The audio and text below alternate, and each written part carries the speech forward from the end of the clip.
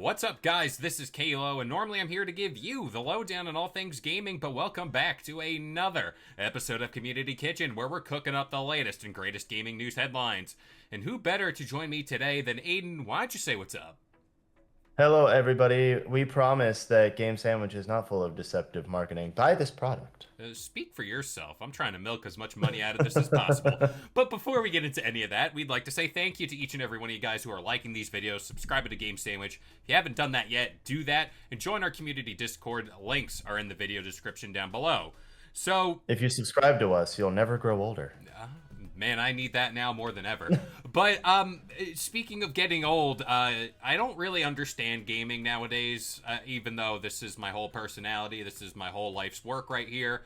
And as we move on throughout time in gaming, the marketing tactics, the overall meta, if you will, of gaming, it changes year to year, almost month to month. And Call of Duty Black Ops 7 has been the hot button issue, the hot topic, for those of you guys who really know Game Sandwich, as of late. And this all has to do with Battlefield and Call of Duty, the war there, no pun intended.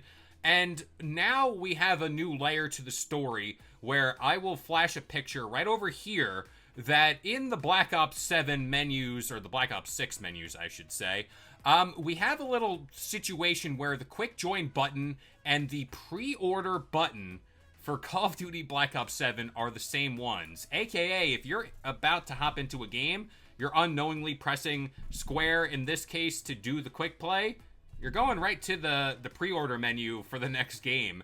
Aiden, I want to get your thoughts as an industry veteran, someone who has their finger on the pulse. What's going on here? This is slimy, right? This is really bad. This is totally slimy. I mean, come on. People, like, I've seen that post. I've read the comments of people, like, they are constantly like, oh, yes, this is 100% deceptive marketing. They are making callbacks to, constant callbacks to other events that have happened in gaming that have resulted in lawsuits, like the Epic Games lawsuit or like the Ubisoft fiasco with like advertisements in their games, which we'll speak more to that later. But still, that it's 100% deceptive marketing. You at the very least should have to make it a few steps in order to get into the pre-order menu. You shouldn't make it a single button press that just takes you straight there, especially not the same button that also launches you into a game. So it's like, come on. I just want to play a simple game here. I don't want to see your advertisements, especially when we all know that Battlefield 6 is going to be better. Hey, this is the thing. I looked through those comments on Reddit, and they described it as a dark pattern. And for the sake of being a top-tier gaming journalist, a dark pattern are user interface designs that are deliberately made to mislead, trick, or manipulate users into making choices they wouldn't otherwise, often benefiting the business or platform at the user's expense. AKA, it's a bait and switch, and they're like, hey, like, we're doing this to put you in the mindset to pre-order the next game. AKA, I can promise you, I'm not actively trying to go to the Black Ops 7 pre-order menu. Yeah, I don't want it. I just want to play a game. I just want to play a quick play game. That's all, I promise. Speaking from someone who admittedly plays a lot of these games, like Black Ops, like Fortnite, you brought up this thing on Fortnite where it's like, are you sure you want to do this? Albeit, there are times where, like, I see a skin, I know I want a skin, and hands up, I have done it, I've bought the skin, but it does this thing where it's like, okay, like, are you really sure? You gotta hold down the button, and then the circle completely closes, then you buy the product. Even if you don't want to buy the product, they have these little tokens that you get a certain amount of, and then you can refund it if you really don't want it within a certain amount of time. That is fine. What's going on here, to kind of not speak from what we are, which is, air quotes, I hate saying this, true gamers, the casual audience would, like, this is baiting, like, a 11-year-old who's playing Black Ops to just fall into the pre-order menu, where most likely they will do it because they lack impulse control. So, yeah. Especially with parents that I know do not have parental controls on there and are just letting their child run wild and, like, letting them just purchase whatever. I've seen it time and time again on, like, when I worked at GameStop, and Andrew can attest to it if he was here. But with both of us working at GameStop, we have seen countless parents come in and be like, "Oh, my child ended up buying this," and we were like, "Okay, well, did you have a passcode set for your for purchases on your PlayStation?" And they go, "Oh no, I didn't know you can do that." Well, you know what? Maybe you should look into this, Karen. Maybe you should look into it, Joseph. You know, Hey. I don't know, but you mentioned the Epic Games thing, and with Epic Games, yeah, nowadays it's like that. But if you guys didn't know back in the day, like I don't remember how many years ago it was. I think it was 2023 is when they changed it. But specifically, Epic Games got under fire because in Fortnite, you could just press a button and it would just buy the skin, and that's Yep. it. There was no confirmation window, and there was no you were not able to refund it. So children specifically, and I heard about this too, like working at GameStop as well back in the day, where it would be like children are playing the game. They would see the skin, go, "Ooh, I like this skin," and press a single button. They would have the skin and be like, "Yay, I'm happy about it. I have this skin." And then there were parents who came in and said that their children were charging them like thousands of dollars on Fortnite because there was no confirmation thing, or there was nothing that was preventing them from being able to purchase this stuff. And well, aside from parents not taking action to actually protect their credit cards or anything, but what do I know about protecting a credit card? But anyway, that resulted in a lawsuit. That was deceptive marketing. So there you go. Now we have this. Now we have a similar thing where it can easily lead to a child being like, "Oh, I want to pre-order Call of Duty Black Ops 7 because I see it. It's so simple right here. Boom, I'm being taken straight to it." Yeah, and from what the screen grab looks like, it is a blink and you'll miss it type of, not an ad, but like a little indicator, like, hey, this is pre-ordering Black Ops 7, and this is tucked away on the bottom right of the menu. I don't think many people are looking there. But speaking to someone who has bought and admittedly bought skins just out of pure whim and like, hey, like the hype got to me, it's very easy to do that. It's very easy to just cave and buy the cool thing for that instant gratification. And this is what happens in these live service games where it's like every day the shop refreshes and boom, here's a new set of shiny skins that's gonna be all over TikTok and Instagram. Your friends have it. It's the FOMO of it all.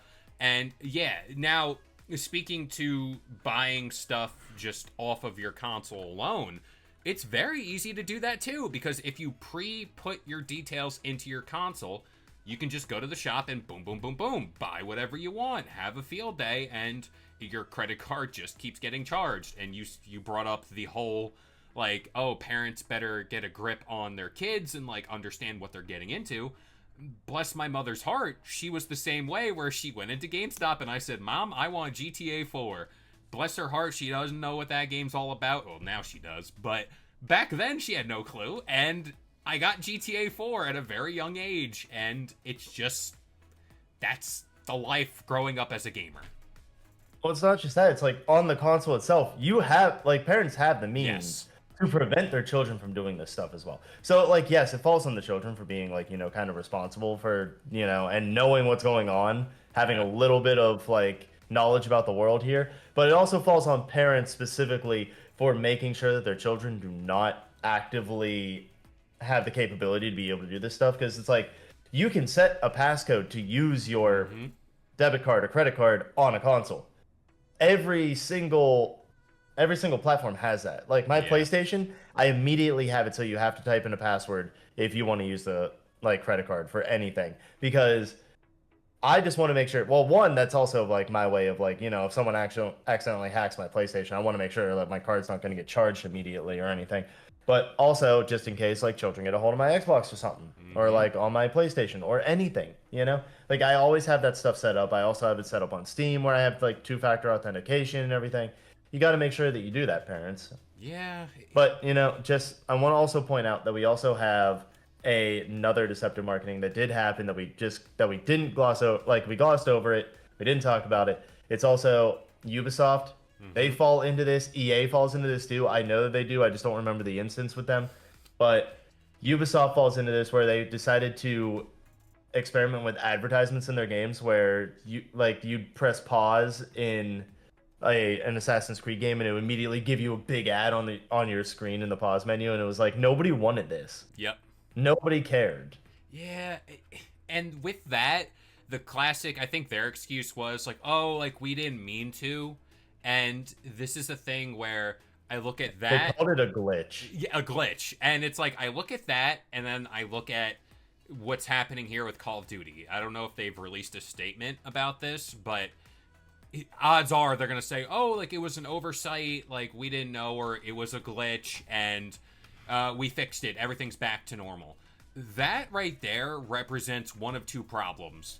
One, either your quality assurance team is just horrible at what they do, and they should honestly be revamped, and they should take a better look at what they're doing.